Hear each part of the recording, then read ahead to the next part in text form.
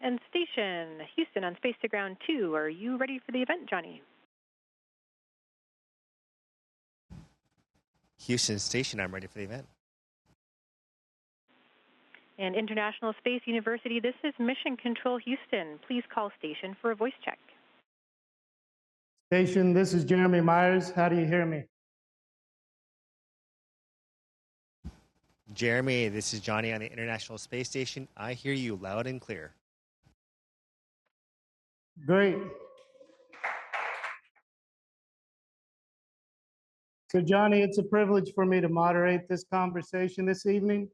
We're here in South Korea. You and I met at Johnson Space Center last fall, where you were supporting a Artemis spacesuit fit check. And you may remember we had you test out the camera that we're going to take to the moon to make sure that you could see through that eyepiece. So really it helped us actually make the choice to make the change in the design. We appreciate the support that you're doing for the Artemis program and of course for the NASA mission as a whole.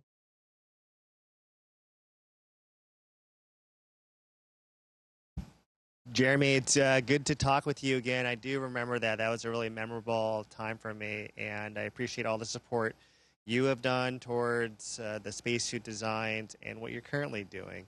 And welcome aboard to everyone else at the International Space University that's participating today. Well, thank you, Johnny. This evening, we have an auditorium filled with participants from the 2025 International Space University Space Studies Program. And we also have a few local university students from here at Hanyang University. This year's ISU Space Studies Program has 125 participants representing 39 countries from around the globe. Along with learning about space studies, they've been enjoying some Korean cuisine. Did you take any Korean cuisine with you to the space station? I know so. I did, of course. So I had a cargo mission come up that had some of my most favorite foods. So of course I had kimchi brought up. I had gochujang, which is a red pepper paste, and I had bap. I had rice come up. And so with those ingredients and of course some Spam, I was actually able to make my own space version of kimchi fried rice. Wasn't as good as what I can make at home on Earth, but you know, in space you work with the best you've got, and I really, really enjoyed it. We're enjoying it here as well. So, well, are there any microgravity demonstrations that you enjoy showing or enjoy doing yourself while you've been on station?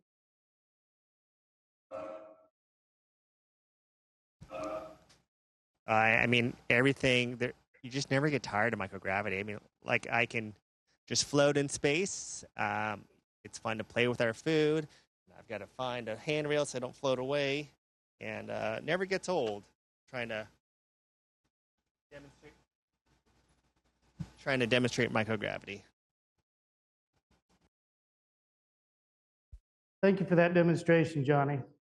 Well, a few of our participants now have some questions, and they're excited to hear your viewpoint on these. So each of them is going to introduce themselves and share a question with you. Hi, I'm Shin from Japan. ISS is often considered as the place where every astronaut works together beyond boundaries and nationalities. So my question is, could you share a moment, specific moment, when you felt international cooperation is essential? There's a lot of moments I've had that moment. I would say the most recent one was actually the most recent private astronaut mission, Axiom 4. And so we had 4 crew members representing 4 different countries. The first astronaut from India, the first astronaut from Hungary, and Poland to visit the space station. And so they left about a week ago. But when they were on board, there were 11 crew members representing 6 different countries. That's pretty amazing, and I think reflects just the international collaboration the International Space Station has represented for so many years. and really was one of the fondest memories of this mission so far.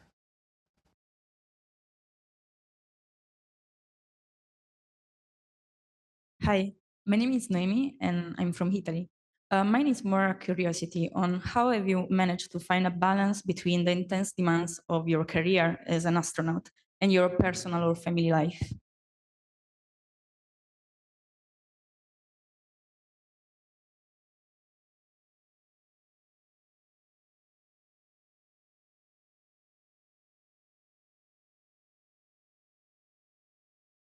Hey, Naomi, that's a great question, and sorry about that. So sometimes we do have space operations going on. Balance is never, it's always a constant pursuit of balance. There's really never a perfection, but I think intention is really important. And so for me, I'm always making sure that I'm being intentional with my time, and that means being present with my family when I'm with my family, or being present at work when I'm at work.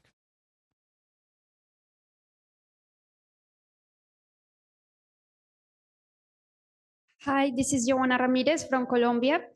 My question is, despite the known health challenges in microgravity, have you observed or experienced any unexpected health benefits from being in space? Yes.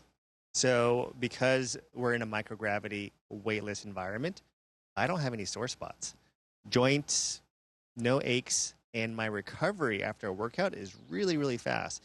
Because if you think about it, my muscles, my bones, they're not under any stress unless I'm working out. And so they had the entire day to recover.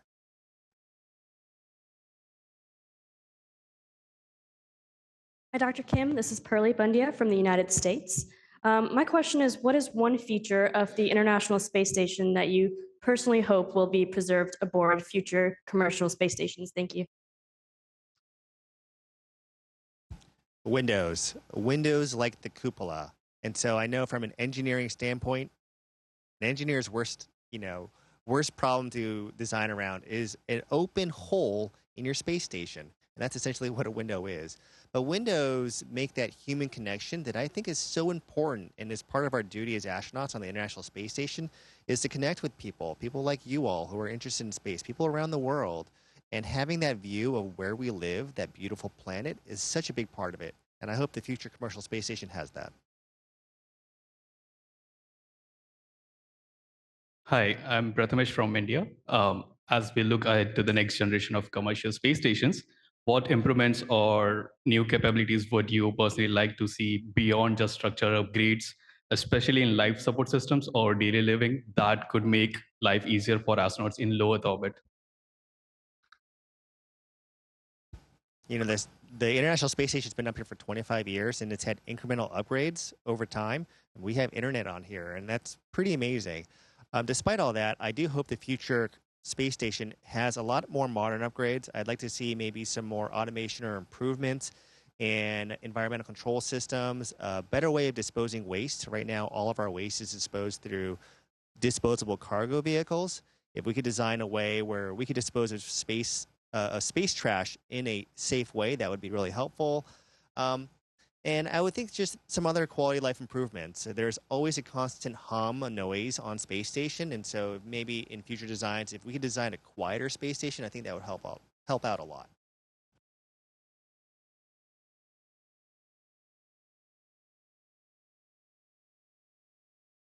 We have an additional couple of questions here from the students here at Hanyang University. So we look forward to hearing their two questions here, and then we'll have some additional questions from our International Space University student.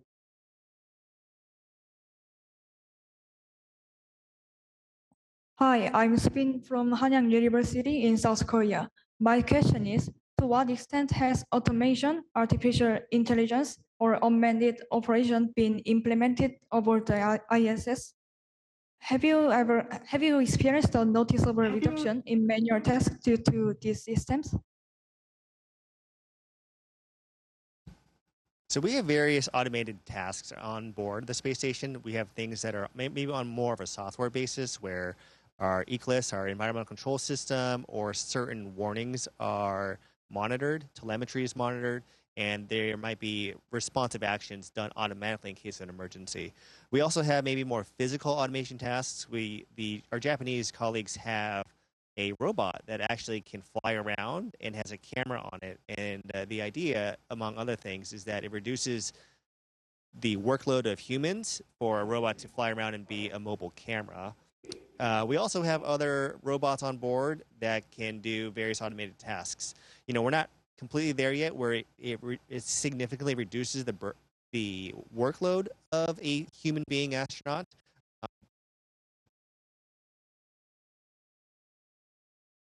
So this is an expected dropout for 20 seconds.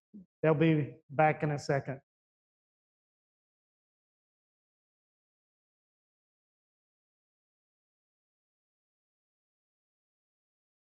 So it's only 20 seconds, so don't get too excited.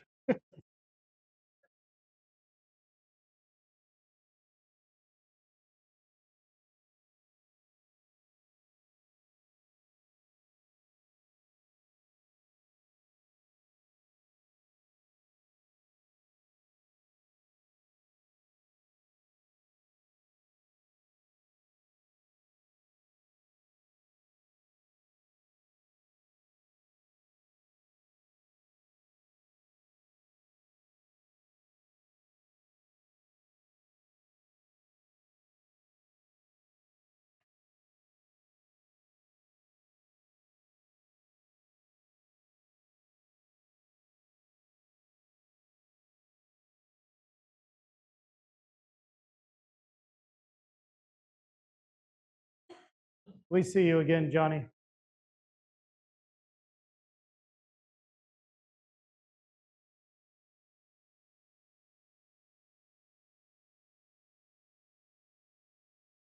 So we'll move to our next question.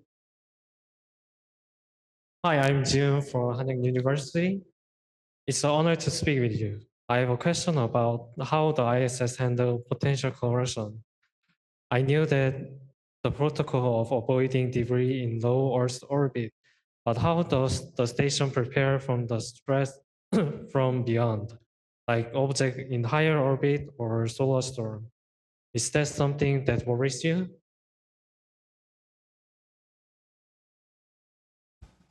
Yeah, so NASA works in close collaboration with other agencies. One agency in particular is NOAA.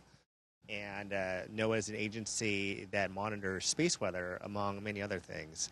And so with that kind of collaboration, NASA is able to get a early warning if there's going to be, say, a solar storm that could induce additional radiation to astronauts. And so we have places on the space station that have increased protection from these radiation events. And when we get a warning, we can get into a safe haven. As far as orbital debris, whether it's higher orbit, we also have in collaboration with other agencies that track these things. And so we can get an early warning and also take corrective action for that. And so it might all sound a little scary, but with a lot of collaboration and risk reduction, we're able to do our jobs pretty effectively up here.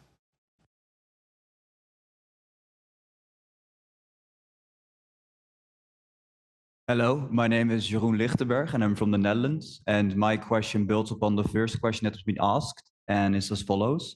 The International Space Station is a rare example of true international cooperation. People from different nations, cultures and backgrounds working side by side in one of the most extreme and isolated environments imaginable. From your experience, what lessons can humanity learn from this collaboration that could help us live and work together more peacefully and effectively on Earth, especially in facing various global challenges?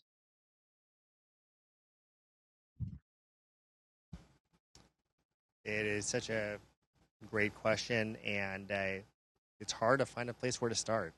I mean, the International Space Station has the word international, and it's reflected 25 years of close collaboration among dozens of countries where we do technology demonstrations, perform life-changing research, and make that human connection that's so important in our world, especially today.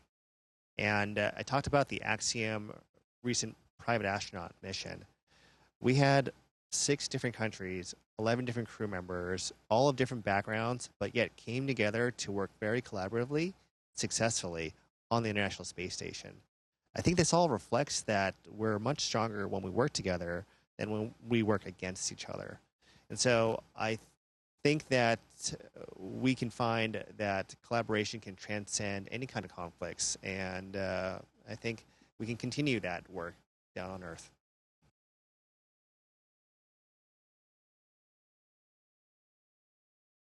Hello, my name is Dishri. I'm from the United States, and I would like to ask a question.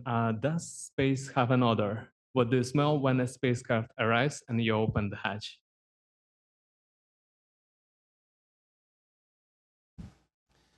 It does, and various people have described it differently. Unfortunately, no one told me what it smelled like because that would have biased my thoughts. But the first time I opened a hatch where the other side had been space before, it smelled like a really metallic, it's hard to describe, but it was almost like a burnt metal smell, very chemically. And it's one of those things that once you smell it, you don't forget it.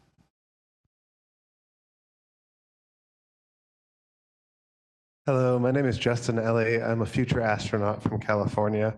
So my question is, what was one thing that worried you regarding astronaut selection that turned out to be less of an issue than you had expected?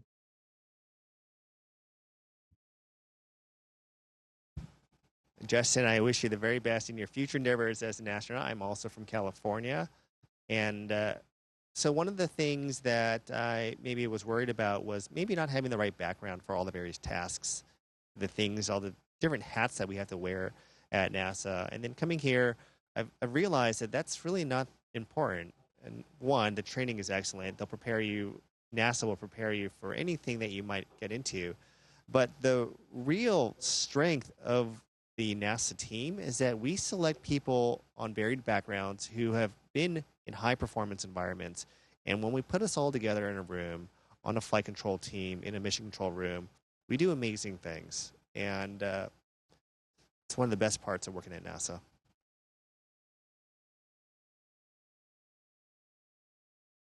So Johnny, we appreciate you taking the time to answer all these questions. As I mentioned earlier, we have 125 participants that are from 39 countries. So they've all come here to South Korea to learn about how they can transition a career to support various space programs. So they have a lot of ambitions and goals, and you've proven to be a great example of reaching those ambitions and goals. Do you have any words of encouragement for the ISU class as well as the students here from Hanyang University? And Jeremy, and to the 125 students there representing 39 different countries, you all have your own international space station down there. And that's amazing. I would say just learn as much as you can. Stay ambitious. Ambition is the seed, the rocket fuel for so much of our journey. But also be kind to yourself. Recognize that along the way you're going to stumble. You're going to have failures. That's a part of life. That's a part of being human. And everyone will fail at some point in time, but not everyone gets back up. So get yourself back up, support each other, learn as much as you can, and most importantly, be a good human being.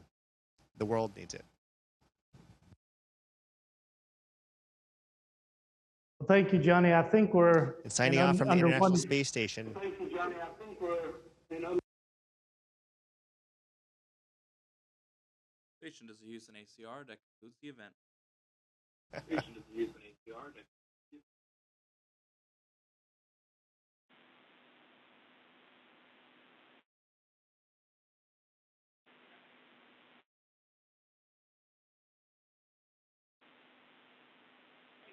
And Station Houston, thank you to all the participants. We're going to now resume operational audio communications.